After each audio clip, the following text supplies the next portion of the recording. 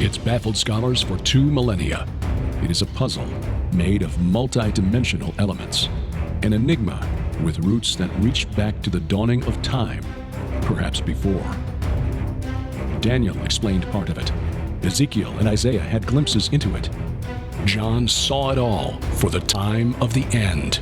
That time is now. Join Derek and Sharon Gilbert on a journey that spans the course of history, from Eden to Mount Hermon, from Hermon to Babel, from Babel to Rome, from Rome to the cross, and from there to us. Biblical prophecy is coming true before your eyes, and to understand it, you must discern the times both then and now. It's time to unravel the threads of this all-encompassing prophetic paradox. It's time to unravel Revelation. Welcome to Unraveling Revelation. I'm Derek Gilbert. I'm Sharon Gilbert, and this is the third time we've started this one, but we are so glad that you've hung in there with us until we get it right. We're so glad that you're watching this. If you're watching on PTL, we are so thankful to you and everybody down at the Jim Baker Show. If you are watching on YouTube, please consider downloading our app. It's free, and it gives you all of our content, not just this weekly broadcast program, but our weekly podcast. PID Radio stands for Peering into Darkness. We've been doing that for 18 and a half years. That's right. Yeah. My interview program, A View from the Bunker, which has been out there since 2009. Ooh. Yeah, we're old. And also our weekly Bible study, the Gilbert House Fellowship, which is really the heart of what we do. That is released every Sunday, usually midday Sunday, and we go through the Bible verse by verse in chronological order, digging deep into the scriptures, and really that is what inspires us and really gives us the attitude to be able to smile in the face of the rising darkness in this world. So the reason we put the app out there and distribute things through our app is because we never know when the other avenues to us, especially through social media, might be closed off to us because the Word of God, it's their playground, and the Word of God threatens them somehow. So our app, we will never be canceled from our app. It is maintained, run by a Christian company, and we are just delighted to be partnered with Subsplash, the company that does our apps. You'll find it at gilberthouse.org/app or unravelingrevelation.tv/app. It's available for iOS, Android, Amazon Kindle Fire devices, and we've got links to all of those devices. They're app stores, I should say, to make sure you get the one that's right for your device. We also have versions for Roku and Apple TV, so if you just want to take the stuff right to your big screen, you can do that as well. We're everywhere. We want to really quickly, I want to thank Cindy Waddell because you were kind enough to send me something I have wanted for years, and you probably had no way of knowing this, but it is a set of Temptations. I think it's the confetti pattern or funfetti, but it is the old world pattern. And I've wanted this for a long, long time, but just always thought, oh, that's too expensive. Shipping is too much. But you sent me this mug set with a mug tree. It's gorgeous. I would have it on the set to show you, but my lipstick shows on my cups, which is why we always use red ones. But we're going to, Derek's kind enough to put in a picture of it right here so you can see how beautiful it is. Thank you, Cindy, very, very much. Well, we are in the middle of a fascinating study. Revelation 17, really all of Revelation is fascinating, but when you get into the discussion of Babylon the Great or Mystery Babylon and the identification of that entity, the identification of the beast, you really are getting into some mysteries that have perplexed theologians for literally 2,000 years. Going back to the very early church, theologians like Irenaeus, Hippolytus were trying to figure out who are these characters, who is the beast, who is the whore of Babylon, and who are the riders? Who are the riders on, the four horsemen of the apocalypse. We have been applying the divine council concept to Revelation, this idea that the spirit realm has got literal entities in it. The early church understood this, where they looked at the pantheon of the Egyptians and the Romans and the Greeks, the Canaanites, the Phoenicians, and understood that their entities were real, just fallen angels. But we've lost that over the last 2,000 years, where in the modern world, we tend to look at these entities, Mystery Babylon, as a world system or the beast system, as instead of an entity. They are manipulating the world around us, human minions who may not even know that they're being manipulated and used, but there are entities behind the scenes. Paul made it clear in Ephesians 6, I think. We're not wrestling against flesh and blood. It's not human opponents, but principalities, powers, cosmic rulers over this present darkness. Apply that to Revelation and look at who is in the picture here. One of the things that I don't know that we really discussed, we were back in Revelation 12 and 13, and I want to bring it out here because when we get into Revelation 17, we mentioned a couple of weeks ago describing the woman seated on the scarlet beast that was full of blasphemous names, and it had 7 heads and 10 horns. Yes. Now, we did talk before in Revelation 13 that the blasphemous names is one reason that scholars looking at this connect this to the Greek chaos monster, Typhon, and the little horn of Daniel chapter 7, because it is speaking blasphemy against its creator, against God. We later say, maybe previously, forgive me, it's been a long time since we covered it, but the 7-headed dragon, which is Satan, different? Yes. Can you explain why, just so we know? Okay, we've got 2 7-headed entities in view here in Revelation. Revelation 12, you've got the scarlet dragon, the red dragon that's thrown out of heaven, that is clearly identified by name in Revelation 12 as Satan. Then in Revelation 13, you've got a chimeric entity that emerges from the sea. And as we mentioned last week, the sea is a biblical representation of the abyss, of primordial chaos, which is why we think this entity, the beast that rises out of the sea, described as 10 horns and 7 heads with, the beast like a leopard, feet like a bear, mouth like a lion's mouth. It doesn't sound like any kind of dragon that we would recognize, but in ancient Mesopotamia, that's exactly how dragons were depicted. Well, and these 7 heads, 10 horns is repeated here in Revelation 17. It's also repeated in Revelation 12, 13, and 17, because Satan is also described as having 7 heads and 10 horns. The difference between the two, besides the fact that in Revelation 12, Satan is just called a dragon, whereas here in Revelation 13, the beast, who we think is Leviathan, emerging from primordial chaos, just as what the sea represents. The way chaos dragons were represented in the Old Testament. The dragon gave this beast his power and his throne and great authority. Both of these beasts are described as having 7 heads and 10 horns. Okay. The difference is that Satan is described as having 7 diadems and the beast has 10 diadems. Now, the diadem was a crown of royalty, different from the Stephanos, which was the type of crown worn by the riders, the 4 horsemen of the apocalypse. That's a victory crown, the kind of crown that was given to winners in the Olympic Games. Jesus is described as wearing diadems. Many diadems. Yes. And we get to Revelation 19, which is the showdown called Armageddon. That rider on the white horse, who is definitely the Messiah, Jesus, returning, he has many diadems. He does. 7 diadems on one, 10 diadems on the beast. Okay, Satan with 7, the beast with 10, Jesus, many diadems. Now, does this depict a difference in power and or authority? Well, that's a really between these entities? That's a really good question. In Revelation 17, we see what I believe is Inanna working to pull together the New World Order. Right. And she is using the beast system, the beast itself, chaos monster.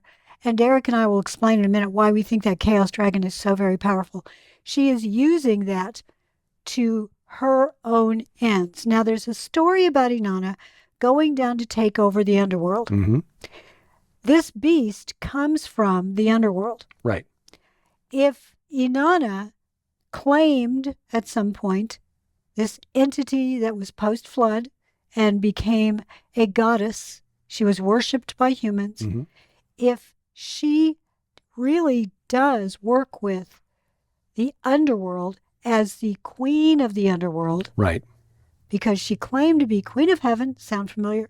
Queen of the earth and queen of the underworld, under the earth.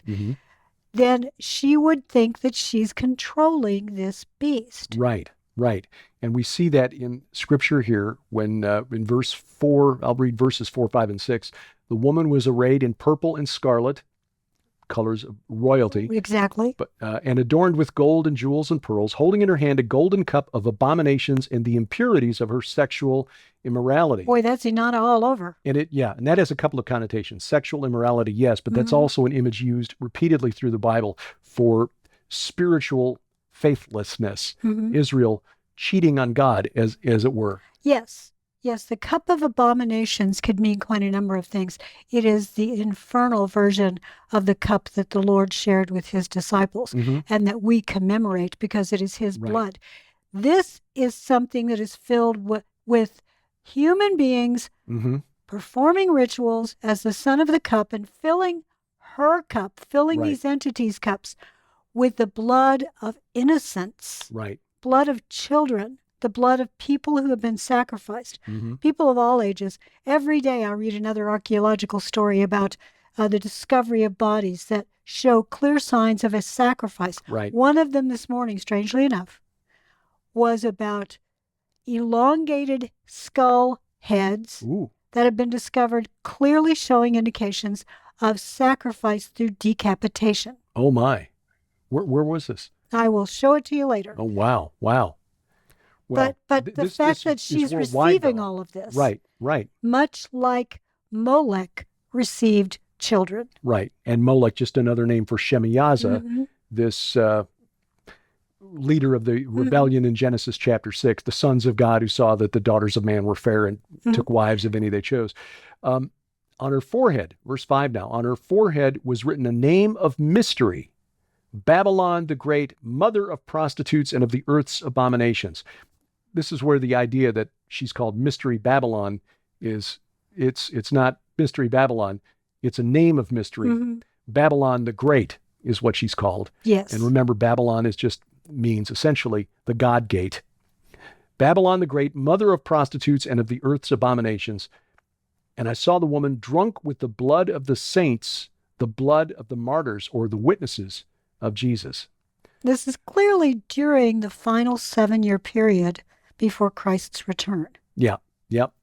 But I would think that the blood of the saints, you could she's been doing that all along. Been doing that for millennia, right? So this is, again, sexual immorality, mother of prostitutes. Certainly Inanna was that in ancient Mesopotamia. She was, her temple followers included a category called the Harimtu, who were, essentially temple prostitutes. And that is reflected in the Bible. In fact, even the line of Judah, the tribe of Judah, was created when Judah went into his daughter-in-law Tamar because his 2 sons were evil and had not fathered children by her. She dressed up as a temple prostitute to Inanna's Canaanite incarnation, Astarte, and Judah, who clearly had been married because he had sons, went into the temple prostitute. Now, if the Bible, by the way, just a quick rabbit trail here, if the Bible had been edited throughout history to make the patriarchs look better, that story would probably have been cut out of the Bible. Because the tribe of Judah was created because Judah went into his daughter-in-law, who was dressed as a temple prostitute. I mean, Judah, your dad had been visited by God himself. He wrestled with the angel of Yahweh, the pre-incarnate Christ. Why were you doing this? Well, this entity, when you think about it, think about how God took that and this little twist that Inanna perhaps had thought she was going to throw into the bloodline. Oh, good point. The son of the promise, Isaac, Jacob, and God turned it on its head and said, okay, watch this. The Messiah is going to come from that bloodline. Yes, exactly. Did the same with Ruth. Yes. Who was left, and Rahab. Yes. Rahab, who was a Canaanite. Yeah. Wow. I know. Over and over and over again, the fallen realm have been trying to trip up God's promise. Yeah. But God will always, always keep his promise no matter what they do. They are just playing into his hands. Yeah. She is described here as, when you think of prostitute, it's more than just a woman who is selling her body. In this case, these are ritualistic performances Mm-hmm. that please the gods. In some cases, the king would have relations with a female Well, yes. that embodied that entity, embodied Inanna, and therefore, because she was a fertility goddess, if indeed he did this and it was successful, then the whole land Mm-hmm. would benefit. That was the belief back then. The fallen realm have been fooling mankind for millennia. Right, right. This idea of the fertility rites that had to be done through these illicit sexual liaisons is very, very old. Yes, but after the break, we're going to talk more about her gender fluidity and how it is part of this new kingdom she's building. Unraveling Revelation continues. Everyone learns differently, and that's why we write fiction. It is. I find that some people love to read nonfiction, but there's something about fiction that psychologists say breaks that fourth wall. You no longer doubt what you're reading. You get so engrossed in the story that you learn. You can learn propaganda or you can learn God's truth. Absolutely. So, yes, we write nonfiction books, but we are also using the gift of storytelling to try to teach spiritual warfare and spiritual truths. And during the months of August and September, we're offering all 10 of our novels at 20% off. All 10 at 20% off? That's crazy. That's right. That is really, really a good deal. And now's the time if you want to buy gifts for birthdays or Christmas or whatever gift-giving season it is. It could even be Mother's Day next year. This is the time to save 20% on all of our fiction. And Derek's fiction is really, really good if you've never read it. And Sharon's Red Wing Saga, 8 novels so far. She's hard at work on number 9. If you want to get engrossed in characters who are really grappling with the supernatural and trying to make sense of that world while teaching the divine counsel concepts that we try to communicate here, get involved in the Red Wing Saga. Again, all 8 of those novels, plus my 2 novels, The God Conspiracy and Iron Dragons, 20% off now only at our online store. That's gilberthouse.org/store.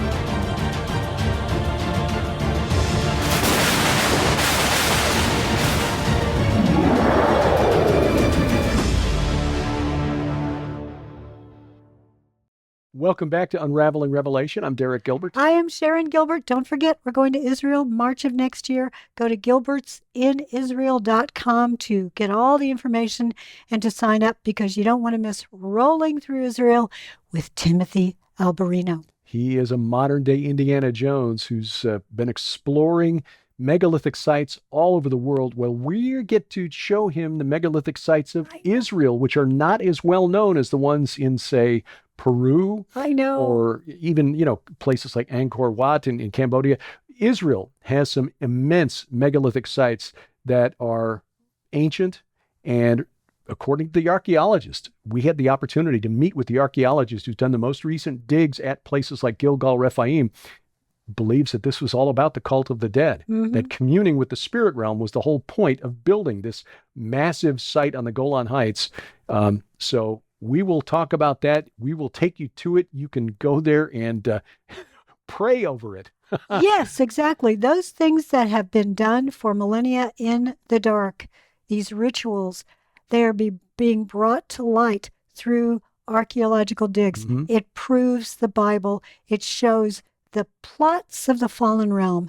And I think it helps to lead us into how to interpret prophecy according to context. Absolutely. So find out more online and reserve your place for Israel with the Gilberts and Timothy Alberino at gilbertsinisrael.com. I had to think about that for a moment. Gilbertsinisrael.com. Well, Inanna was an entity, and we've talked about this before, an entity that wanted more than male and female. She wanted all of the in-betweens. She was turning men into women and women into men, and she was making women into soldiers and men into who knows what, and the men would cut off their parts. Yeah, and this is attested from ancient Mesopotamian hymns, Sumerian hymns that have been preserved down to this day. And she is celebrated in modern day academia as a one who broke the paradigm, the patriarchal paradigm of the ancient world, and celebrating her as sort of a patron. I hesitate to use the word saint, but a patron deity of the modern gender fluid movement, because that's really what she was. In fact, her Hurrian equivalent, the Hurrians were a people who emerged from the Caucasus Mountain region and occupied kind of the northern arc of the Fertile Crescent back in biblical times, Old Testament period. Their version of Inanna, called Shauska, was depicted on their inscriptions as both male and female. But that's well known in other cultures as well. In fact, to the Canaanite, she was Astarte, but she was also the war god Athtar. Oh, I know. And we're talking about a deity that loved blood. Yep. All the way up to the hilt of the sword and dressed with skulls around her waist, his waist. So this is an entity who is not only trying to deconstruct the gender roles that God created and called good. Have you not read from the beginning, created he them male and female, not 57 other. She is also a bloodthirsty entity who wants us shedding our blood in her name. That is it. Well, that's that cup of abominations. Let's keep reading. Yeah. Verse 6, continuing, when I saw her, I marveled greatly. But the angel said to me, why do you marvel? I will tell you the mystery of the woman and of the beast with the 7 heads and 10 horns that carries her. The beast that you saw was and is not, and is about to rise from the bottomless pit. Okay? Yes, we saw Satan summoning it up. Yep. In chapter 13, I think. Yep, chapter 13, coming up from the sea, a representation, again, of primordial chaos, which is, again, why we connect this to the chaos monster Leviathan, Tiamat, Typhon, and go to destruction. And the dwellers on earth whose names have not been written in the book of life from the foundation of the world will marvel to see the beast, because it was and is not and is to come. You know, if this beast is helping to build with its authority the New World Order, order literally out of chaos. This is the chaos dragon. Order out of chaos. Think about that. Yeah. How is that even possible? That is essentially what they're trying to create. Well, okay, 2 things here. First thing that comes to mind is that this is a parody of the greeting given to John the Revelator by Jesus in Revelation 1, verse 4. John, to the 7 churches that are in Asia, grace to you and peace from him who is and who was and who is to come, as opposed to who was and is not. Yes, yes. And is about to rise from the bottomless pit and go to destruction. Oh, yes. This is basically the opposite of that. As we discussed before, the Lord spoke everything into existence. And in the book of Colossians, it's written that in Christ all things hold together. So that is another reason we believe that chaos, Leviathan, is the spirit of Antichrist. Antichrist. If Christ holds all things together, what is more Antichrist than chaos, disorder? The second thing is, and of course I lost it while I was talking about the first thing. Go to destruction. Was and is not and is about to rise from the bottomless pit. Nope, I lost it. I'll probably come back to it right at the last minute of the program. Well, that's the kind of thing that happens when you get past the age of 60. It's like my dad said, the warranty's expired and now the parts are starting to break down. Oh, honey, that's okay. I'm sure it'll come to me later. It will indeed. But this beast, this chaos dragon, is allowing her, it's carrying her, it's helping her to form this new world order where sex is sort of a spectrum, and she gets to control everybody through what they believe is their own free will choices. The fact is that this is all her yoke. She is controlling the world through sex, through violence, through this idea that my truth is the real truth. She's a liar. Well, yeah. And the whole philosophical underpinning of much of modern academia is based on this idea that there is no truth. Postmodernism, everybody's truth is valid, and so nobody has the right to tell anybody else that they're wrong, except for them telling us that we're wrong. Now, I want to go to the next one where it says, this calls for a mind with wisdom. The 7 heads are 7 mountains. on which the woman is seated. Now, this is a verse that many people have wondered about, and oftentimes the conclusion is this has to be a city, because she's referred to as a city, Right. which we'll explain maybe this episode, maybe next, that it's a city with 7 hills. Well, Rome has 7 hills. I think Jerusalem has 7 hills. Jerusalem has 7 hills. There are a lot of cities, Paris, I think, has, there are a lot of cities that have 7 hills. Mm-hmm. I'm not sure it's technically a city with 7 hills. I think it may represent the idea of Babel, which was a city Mm-hmm. with a god gate Right. controlled by a great deity. Mm-hmm.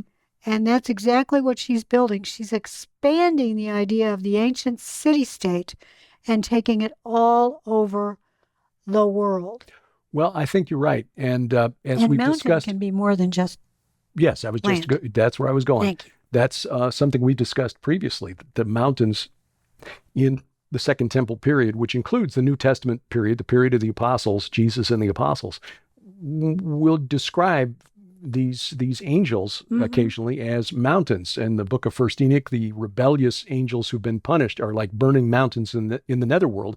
But as we discussed, the term great mountain was the main epithet of the creator god of Mesopotamia, Enlil, who I think is one of the identities worn by Shemyaza, Saturn, Kronos, etc. And what I find interesting is in the next verse where the angel explains that the mountains are also 7 kings. Right. The word there is basileus, Mm-hmm.